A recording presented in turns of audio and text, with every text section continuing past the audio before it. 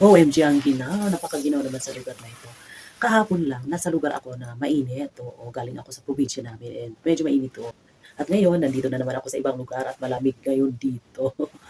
Eto ang gustong-gusto ko sa trabaho ko as an affiliate marketer, kasi alam niyo, kahit saan ako magpunta, kahit may time na alam niyo yon, parang yung ganitong season na umuuwi tayo sa probinsya, namamasyal tayo, 'di ba, nag-a-outing, puwedeng-puwede mo pa rin gawin yung trabaho mo as an affiliate marketer dito sa online, lalong-lalo na dito sa TikTok. Kasi dito sa TikTok, pwede kang makapag-post, pwede mong i-schedule yung post mo. Kasi meron ng schedule posting sa TikTok Studio.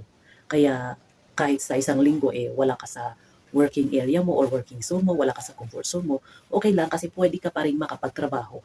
Pwede mo pa rin gawin yung trabaho mo as an online affiliate marketer or as TikTok affiliate.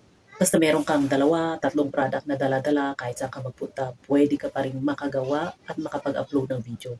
At ang internet naman dito sa ating bansa ay hindi na problema. Kasi alam niyo sa lugar namin, walang signal doon ng mga Globe or ng Smart. Pero may mga piso wifi. Kaya kahit sa probinsya ka pupunta, merong wifi kasi halos lahat na yata, no? May mga piso wifi, kaya pwede ka pa rin makapag-upload.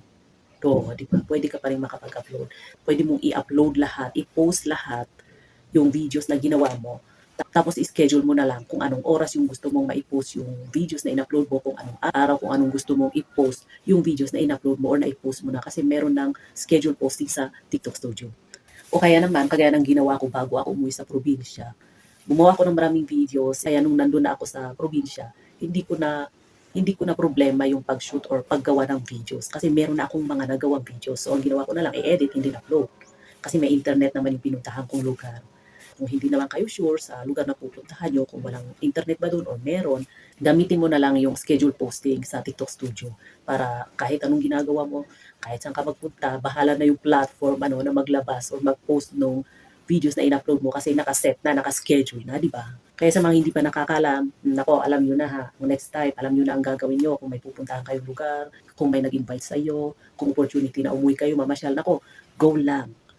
Pero bago yon, ngayon alam nyo na ang gagawin nyo. Gumawa kayo ng maraming videos and then i-save nyo sa draft o kaya edit nyo na, i-save sa gallery o kaya i-schedule nyo yung post nyo. Kung kailan nyo gustong mai-post yun, anong gusto nyo araw para makapag-enjoy kayo sa bakasyon nyo, sa papamasyal nyo, o di ba? Yun ang kagandahan ng ating trabaho as an affiliate marketer dito sa TikTok or dito sa online, di ba?